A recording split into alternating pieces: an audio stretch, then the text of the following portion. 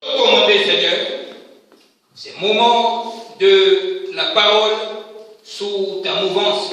Que ton esprit prépare les cœurs. Que ton esprit, oh Dieu, puisse toucher les cœurs. La mission à laquelle tu leur as appelés. Que ton nom soit élevé. Nous nous levons à présent contre tout esprit qui ne confesse pas ton nom en ces lieux. Et nous les ordonnons de libérer ces lieux par la puissance du nom de Jésus. Que l'esprit de distraction, de fatigue, de faiblesse, de lourdeur, de sommeil soit ôté en ces lieux au nom de Jésus. Et nous revendiquons ta seigneurie en ces lieux, Seigneur. Règne en ces lieux, notre Père. Règne en ces lieux. Merci pour ta présence. Merci pour la présence de Dieu. Merci pour la présence du Saint-Esprit. Merci pour les anges de Dieu qui montent et descendent dans ces lieux, Père de gloire. Merci pour la présence de la bénédiction. Merci pour la vie éternelle. Que la gloire, l'honneur et la puissance reviennent au siècle des siècles. Merci Seigneur, au nom de Jésus. Amen. Amen. Amen. Amen. Est-ce que nous pouvons acclamer très fort le roi des rois?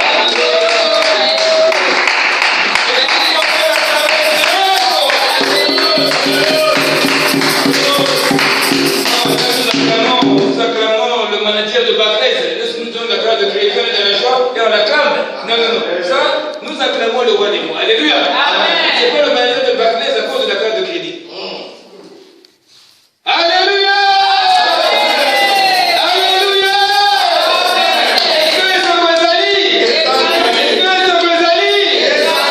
Amen. Béni soit le Seigneur. Cet après-midi, je vais donc continuer le message de dimanche. Ceux qui étaient là dimanche après-midi, ont écouté le message. La première partie, je bénis notre bergère, maman Léa,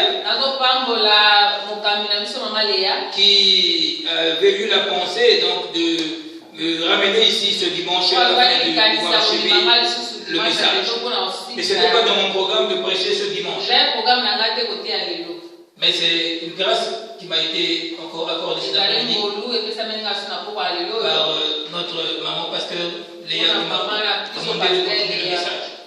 Que le Seigneur la bénisse. Amen. Amen. Le thème du message était être ouvrier avec Dieu. Nous avons vu dans grande définition qui est ouvrier. Un ouvrier est quelqu'un qui est au service d'un employeur. Quelqu'un qui s'attend à une rémunération. Donc tu travailles et à la fin tu as un salaire. C'est celui qu'on appelle ouvrier.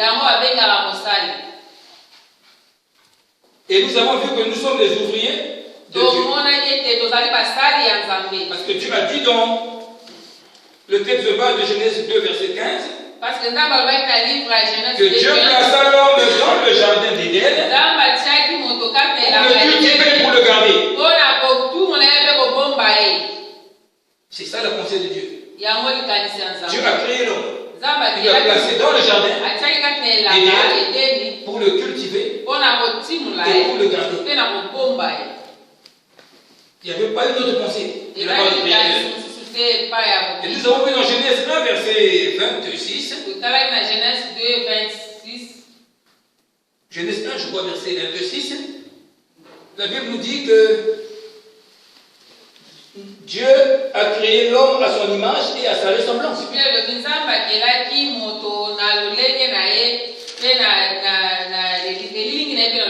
Et nous avons dit que si Dieu a créé l'homme à son image et à sa ressemblance, cela veut dire que nous sommes aussi de Dieu. Parce que nous avons été créés à l'image de Dieu. Qu'est-ce qu'une image? Qu'est-ce qu'une image? Frère Enoch, s'il te plaît. Ça, c'est une image. Quand on te présente cette image, tu sais ce que ça veut dire. C'est comme ça que Dieu nous a créés. À son image. Donc nous avons l'image de Dieu. Dieu est invisible. Mais Dieu se révèle à travers nous. Ses créateurs. Nous sommes des dieux. Nous sommes des dieux. Merci bien-aimé, que Dieu te bénisse. Nous sommes sommes des dieux. Et à sa ressemblance.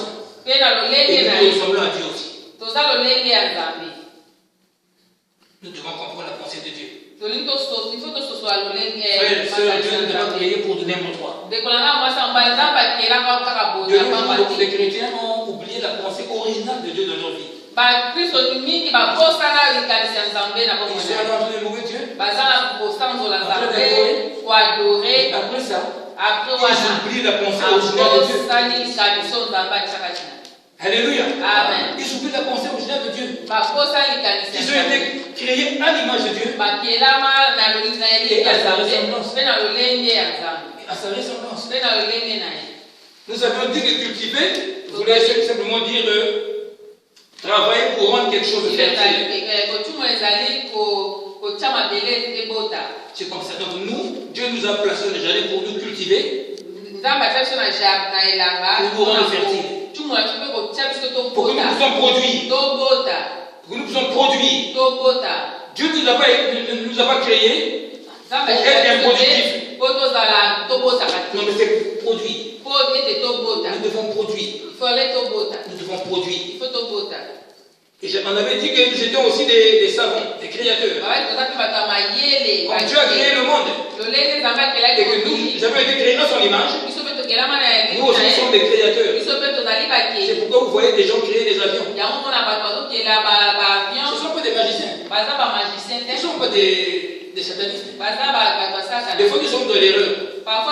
Ces gens ont compris la pensée de Dieu.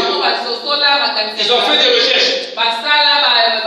Aujourd'hui, on peut survoler 10 heures, 20 heures en l'air, dans les airs. Parce qu'ils ont compris la pensée de Dieu. Ils ont inventé les avions, les bateaux, les trains, les médicaments. Parce qu'ils ont compris la pensée de Dieu. Nous ne sommes pas nuls. Nous aussi, ici dans cette église, nous pouvons faire des réalisations. Tel que nous sommes là, le monde que nous sommes là, si on peut s'unir, et être un seul homme, un seul esprit, avoir un seul sentiment, une seule foi, nous pouvons faire des grandes choses dans cette église. C'est ça la pensée de Dieu. Gardez. On avait vu qu'il a mis le jardin pour nous cultiver, pour nous garder, protéger et conserver. Garder veut dire que seulement protéger et conserver. Si tu as ton petit champ quelque part, tu seras là pour protéger ton champ et pour le garder. Tes enfants, tu les protèges, tu les gardes. C'est comme nous, Dieu aussi, il fait. Il ne dort pas. Quand tu marches, tu dois marcher derrière de moi. Tu dois marcher derrière de moi. Derrière de moi. Tu ne peux pas marcher comme un désespéré. Quelqu'un qui n'a pas de vie. Nous devons marcher derrière de moi. Parce que nous avons Dieu qui veille pour nous. C'est lui qui garde ceux-là qui ont mis leur responsabilité. Amen. Amen. 32. Nous avons vu qui est envoyé du Seigneur. Au petit 1, nous avons vu qu'il y a des appelés. Et on a défini le mot appel. L'appel est une sainte convocation que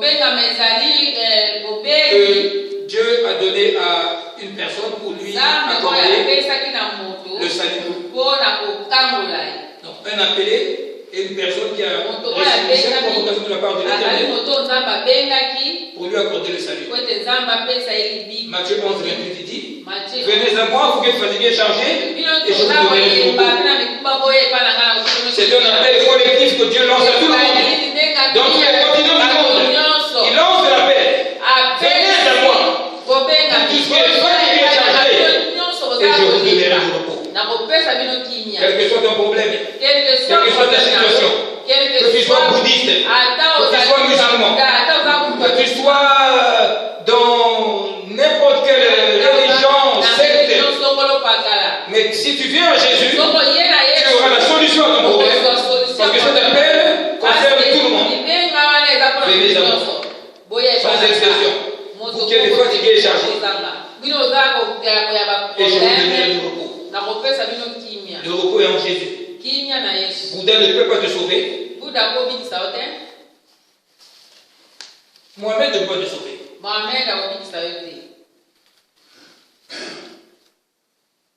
Ils nous sont Allah, il ne peut pas te sauver. Un seul nom nous a été donné pour lequel nous devons sauver. C'est le nom de Jésus. C'est lui qui te lance la paix. Venez avoir une fatigué chargé. Quels que soient les problèmes, nous fuyons à Jésus. Venez à Jésus. Et ceux qui n'ont pas encore connu Jésus, quel que soit le problème, leur maladie, leur situation, amenez-les à Jésus. Jésus va leur donner du repos. Jésus va les décharger. Nous avons vu au petit 2 un élu. On a dit qu'un élu, c'est quelqu'un qui a reçu une sainte convocation de la part de Dieu. Pour lui, il a reçu une sainte convocation de la part de Dieu pour lui donner une mission. Alléluia. Amen. On a vu un texte dans Matthieu 22, verset 24. Ce texte dit qu'il y a beaucoup d'appelés, mais peu d'élus. Les appelés sont très nombreux. Mais les élus sont peu. Mais nous devons faire des gros efforts être parmi ces élus-là. Et moi, je suis convaincu qu'aucune personne ne va échapper le ciel dans cette église. Parce que nous sommes dans la volonté de Dieu. Nous sommes dans la pensée de Dieu. Quand j'entends le chant du frère,